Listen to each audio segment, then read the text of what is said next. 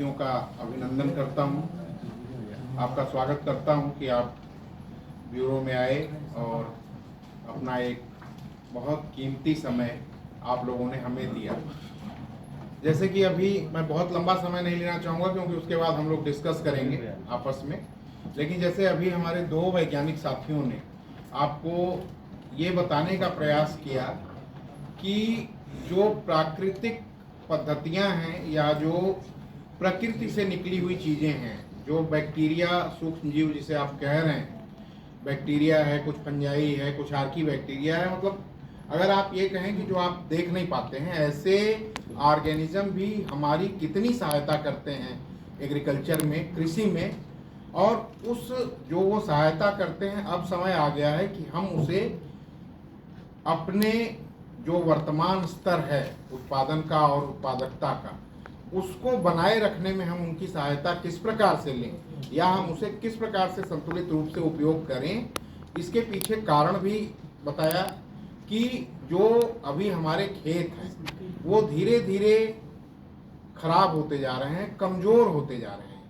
कमजोरी का कारण कई है, लेकिन उसमें एक कारण ये भी है कि हमने उर्वरकों का संतुलित प्रयोग नहीं किया। पीछे हर चीज में संतुलन बहुत आवश्यक है। आप असंतुलित रूप से कोई भी काम करें, चाहे वो कितनी भी अच्छी चीज हो, लेकिन अगर आप उसे असंतुलित रूप से इस्तेमाल करते हैं, अपने ऊपर करें या खेत के ऊपर करें, तो वो आपको नुकसान ही पहुंचाएगी, फायदा नहीं पहुंचाएगी। जब 1970 के दशक में 1960 और ऑनवर्ड जो हरित क्रांति की बात हुई, शुरुआत हुई, तो जो फर्टिलाइजर यूरिया का इस्तेमाल शुरू हुआ, डाई का हुआ, पोटास का हुआ, एसएसपी का हुआ, आजकल एनपीके का भी हो रहा है, केमिकल एनपीके। तो ये देखा गया कि हमें ज़रूरत भी थी, बहुत उत्पादकता में वृद्धि की आवश्यकता थी। हम लोग एक अपने लिए फूड इनसफिशिएंट कंट्री थे, हमारे पास पर्याप्त भोजन नहीं था, लेकिन आज हम फूड सरप्लस कंट्री हैं। बहुत सारे शोध हुए, आईसीआर के वैज्ञानिकों ने, अन्य कृषि विश्वविद्यालय के वैज्ञानिकों ने शोध कर करके आपको बताया कि जो कॉमन रेशियो है, वैसे अलग है क्रॉप वाइज, बट एक मोटे तौर पे आपको बताया गया कि 4:2:1 का रेशियो हमें फर्टिलाइजर में इस्तेमाल करना चाहिए। मतलब अगर 4 किलो यूरिया है तो 2 किलो डाई कर लीजिए और 1 किलो पोटास कर लीजिए। लेकिन ज़्यादा उपज लेने की अंधी दौड़ में जो शुरू हुआ, आज जो ये रेशियो है ये बहुत ही स्क्यूड है, कहीं कहीं तो 12:3:2 का हो गया है। नेशनल एवरेज इस समय जो है वो 7:3 और 1 का हो गया हुआ है। मतलब आप जितना हमें डालना चाहिए उसका 2 गुना तो ऑलरेडी आप डाल रहे हैं। पहले जब आपने डाला तो आपने देखा कि 10 से 12 किलो की उपज की वृद्धि हुई 1 किलो के सापेक्ष, जब हम फर्टिलाइजर डालते थे। आज ये न्यूट्रिएंट यूज इफिशियंसी घटते घटते लगभग ऐसी दशा में आ गई है कि आप कितना भी यूरिया डालिए, आपकी उपज जितनी है उससे कोई बहुत बढ़ेगी नहीं। 1 किलो बढ़ जाए तो बढ़ जाए, नहीं तो जितना हो रहा है उतना ही हो रहा है। अब जब न्यूट्रिएंट यूज इफिशियंसी की बात करते हैं, मतलब कि न्यूट्रिएंट यूज इफिशियंसी को ऐसे समझिए कि अगर हम 1 किलो डालते हैं तो उसमें से पौधे कितना ले पाते हैं या पौधे को कितना मिलता है। पौधे को मुश्किल से 35 से 40% यूरिया के केस में, और बाकी में तो और भी कम है, मिलता है। बाकी जो बच जाता है वो क्या होता है, वो मिट्टी में ही रह जाता है, या वो उड़ जाएगा नाइट्रोजन के फार्म में, और फास्फोरस वगैरह है तो बाइंड फार्म में चला जाएगा, या कुछ जो है वो आपके पोखरों में चला जाएगा, नदियों में चला जाएगा। तो दोहरा नुकसान, एक तो आपने पैसा ज़्यादा खर्च किया, आपने डाला 10 किलो जबकि पौधे को उसमें चाहिए था 2.5 किलो, 7.5 किलो का पैसा आपके काम में नहीं आया। पहली दिक्कत तो ये है।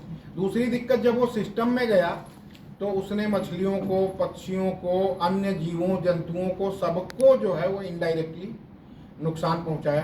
पानी में गया, वहाँ से हमारे पास भी आता है, आप भी वही पानी पीते हैं। विभिन्न रूपों में ये चीज़ें आपको फिर इकोसिस्टम में आके नुकसान पहुंचाती हैं। तो ये दूसरा नुकसान हुआ, अप्रत्यक्ष नुकसान। तीसरा नुकसान ये हुआ कि जो हमारा खेत है उसकी उर्वरा शक्ति घटने लगी। क्यों घटने लगी? अब आपको दाल में अगर एक चुटकी नमक से आपका टेस्ट मान लीजिए अच्छा आता है, कोई थोड़ा ज़्यादा खाता है तो थोड़ा ज़्यादा, लेकिन अब अगर आप उसमें 1 कटोरी नमक डाल देंगे तो खा तो नहीं पाएंगे ना, दाल खराब हो जाएगी। तो वैसे ही वो मिट्टी है, खेत है, आपने उसमें पिछले 20-30 सालों से हम डालते चले जा रहे हैं बिना ये सोचे कि ये आखिर जा कहाँ रहा है। अगर पौधे में उसका एक हिस्सा आ रहा है तो बाकी कहाँ जा रहा है, ये एक बहुत विचारणीय प्रश्न है। और आज चूंकि आज हम लोग सोचने पे विवश क्यों हुए, अगर आप जनसंख्या वृद्धि देखें तो 2050 तक अपने देश में, मतलब ज़्यादा टाइम नहीं है, 20 से 25 साल 24 साल के अंदर हम लोग लगभग 170-175 करोड़ हो जाएंगे, ज़्यादा भी हो सकते हैं। ये तो हम बहुत कंजर्वेटिव आंकड़ा आपको बता रहे हैं, जबकि हमारे जो अब फैमिली प्लानिंग या लोगों के अंदर जागरूकता है उसका अगर ठीक से पालन हो तब ये स्थिति होगी कि हम 170-75 करोड़ रहेंगे, अदरवाइज हो सकता है उससे ज़्यादा हो जाए। तो कहाँ आज़ादी के समय 35 करोड़ से हम शुरू हुए थे, 6 गुना ऑलरेडी होने जा रहे हैं। ज़मीन तो हमारी उतनी ही है।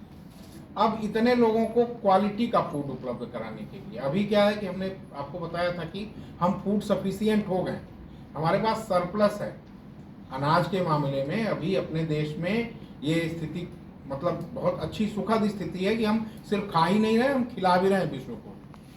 तमाम जगह बाहर जा रहा है, आपकी जो ये पब्लिक डिस्ट्रीब्यूशन योजना है, फ्री में इतने सारे लोगों को जा रहा है। तो अभी हमारे सामने चिंता, हम लोगों के सामने उपज की नहीं है, हमारे सामने चिंता है गुणवत्ता की, कि जो हम खा रहे हैं वो कितना उसमें ताकत है, कितनी पौष्टिकता है। सोचने की बात यह है कि पौष्टिकता क्यों नहीं।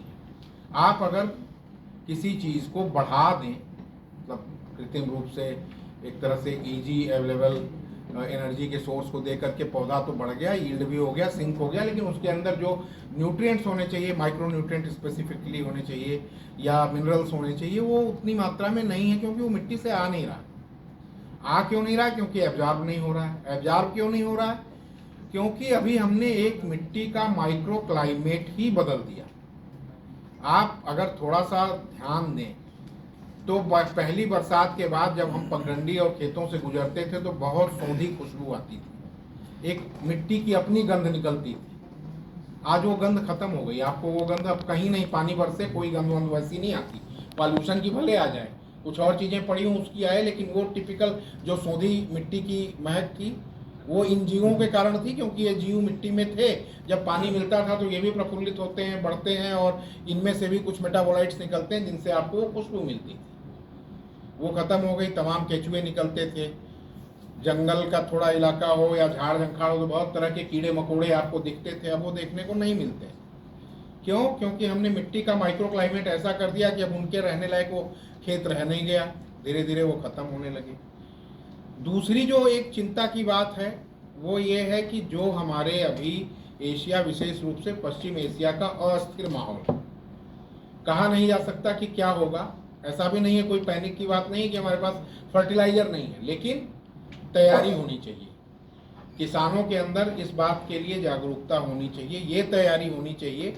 जैसा गैस में पैनिक हुआ, अभी बताया इन्होंने कि हमारे सहयोगी ने कि भाई खेती तो नहीं छोड़ देगा कोई, तो हमारी इस तरह की तैयारी होनी चाहिए कि हमारे पास विकल्प हो, हमारे पास ये हो कि हमारी उत्पादकता बिना प्रभावित हुए हम कोई ऐसा विकल्प हमारे पास हो जिस विकल्पों का प्रयोग करके हम इसको आप मतलब 1 साल 2 साल या हो सकता है फिर ये प्रचलन में आ जाए तो ये एक जो प्राकृतिक खेती की पद्धतियां हैं, ग्रीन एग्रीकल्चर है, हरित खेती कह लीजिए, सूक्ष्म जीव आधारित खेती कह लीजिए, ऑर्गेनिक फार्मिंग कह लीजिए, नेचुरल फार्मिंग कह लीजिए, जो भी कह लीजिए, इस दिशा में हम इससे आगे बढ़ जाएंगे, जिसका दोहरा लाभ होगा कि जो मिट्टी खेत खराब हुआ है वो धीरे धीरे रिक्लेम होना शुरू होगा।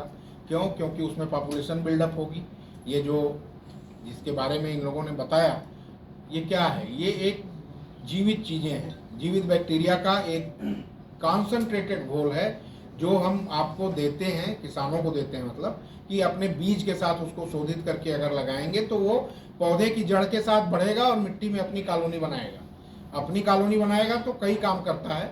वो मुख्य रूप से मिट्टी से पोषक तत्वों को, जो पौधे को चाहिए, 15-16 पोषक तत्व हैं, जिनमें से मुख्य इन लोगों ने सारा बताया आपको कि नाइट्रोजन है, फास्फोरस है, पोटास है, जिंक है, आयरन है, सल्फर है, इनको अवशोषित करेगा। इसके साथ साथ कुछ वहाँ पे हार्मोन्स हैं जो वो पौधों को देगा, कुछ और जो माइक्रो क्लाइमेट है रूटिंग बढ़ा देगा, पौधे की जड़ को मजबूत कर देगा जिससे कि अवशोषण अच्छा हो। तो शरीर में भी जैसे हम कहते हैं ना कि खाना लगता नहीं, हम जो खाते हैं अगर वो लगने लगे, ठीक से पचने लगे तो आप स्वस्थ एवं बलवान होंगे, ठीक से न पचे तो आप स्वस्थ एवं बलवान नहीं होंगे, रोगी रहेंगे। पौधे के साथ भी वही है कि अगर उसकी जड़ इतनी अच्छी है और वहाँ ऐसा सूक्ष्म जीवों का उसके आसपास कॉलोनीज हैं जो पौधा सीधे तो नहीं, उसके मुंह तो नहीं है कि वो फास्फो आपने डाई डाला और वो खा लिया उसे। वो क्या करता है, वो जल में घुला हुआ जो है हिस्सा उसका डाई का, उसको धीरे धीरे धीरे जड़ से सोखता है। अब वो सोखने के लिए अगर वहाँ पे फास्फोरस है भी, लेकिन वो कैल्शियम फास्फेट के रूप में है, मतलब चूने के फास्फेट के रूप में कह लीजिए, आयरन के फास्फेट के रूप में है, अल्मुनियम के फास्फेट के रूप में है, तो वो रहते हुए भी पौधे को नहीं मिलेगा। क्यों नहीं मिलेगा? क्योंकि वो पौधा उसको अवशोषित नहीं कर पाएगा। अवशोषित क्यों नहीं कर पाएगा? क्योंकि वो पानी में घुल नहीं रहा है। तो ये जो कॉलोनीज हैं ये उसको पानी में घुलनशील बनाएंगी, कुछ वहाँ चेंज करेंगी, कुछ ऑर्गेनिक एसिड बनाएंगी, कुछ और भी मैकेनिज्म है जिससे कि वो घुलने लगेगा, घुलेगा तो जड़ के साथ पौधे में जाएगा। ये इस तरह के उत्पाद हैं। तो ये जो भारतीय कृषि अनुसंधान परिषद का ये एक अभियान है, ये इसलिए है कि किसानों के अंदर इस बात के लिए जागरूकता पैदा की जाए कि किसान इसकी तरफ आकर्षित हों और वो 25 से 30% जो खाद है उसमें कमी लाएं। उससे उपज में कमी नहीं होगी, ये पिछले 8-9 सालों में हम लोगों ने देख लिया, ये हम लोगों का भरोसा है। अब वो कमी नहीं तो क्या होगा कि अभी जैसे ही होगा डाई की लाइन लगनी शुरू होगी ब्लॉक पे या जहाँ भी डाई मिल रही है, फिर तमाम तरह का जो है वो शुरू होगा, हल्ला गुल्ला शोर उपद्रव, उसके बाद फिर डीएम के बाद ऊपर। और सबसे बड़ी बात है, हमें यह समझने की बात है कि जो चीज़ हम लोग इम्पोर्ट करते हैं, जो हमारे देश में है नहीं, हम इम्पोर्ट करते हैं, तो वो जब आएगी तभी मिलेगी, चाहे शोर कोई कितना कर।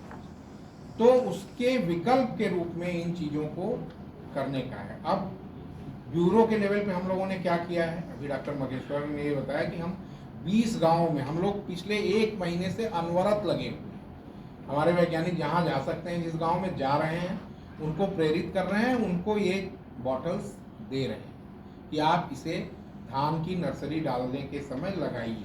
लेकिन हमारा पहुंच बहुत सीमित है, हमारे लोग भी सीमित हैं। अगर हमारे 10-12 लोग हैं, आप देख रहे हैं इसमें डिफरेंट स्टेट्स के लोग हैं, बहुत सारे लोग हिंदी बोल सकते हैं, बहुत सारे लोग नहीं बोल सकते हैं, तो कई तरह की लिमिटेशन है जिसके कारण कि हमारी पहुंच हो जा रही है सीमित। जबकि टारगेट हमने ये लिया है, व्यक्तिगत रूप से मैं बता रहा हूँ कि मेरी इच्छा ये है कि इस खरीफ में हम बड़े गर्व से ये कह पाएँ कि हम मऊ के 10 से 20 गांवों को सैचुरेट, हमने 100% सैचुरेट कर दिया। उस गांव का छोटा किसान हो या बड़ा किसान, सबको के पास बायो फर्टिलाइजर है और हर आदमी जो है वो अपनी फसल में ये बायो फर्टिलाइजर लगाया है और वो अपनी खाद में 25%, 20%, 30% उसकी जैसी श्रद्धा है।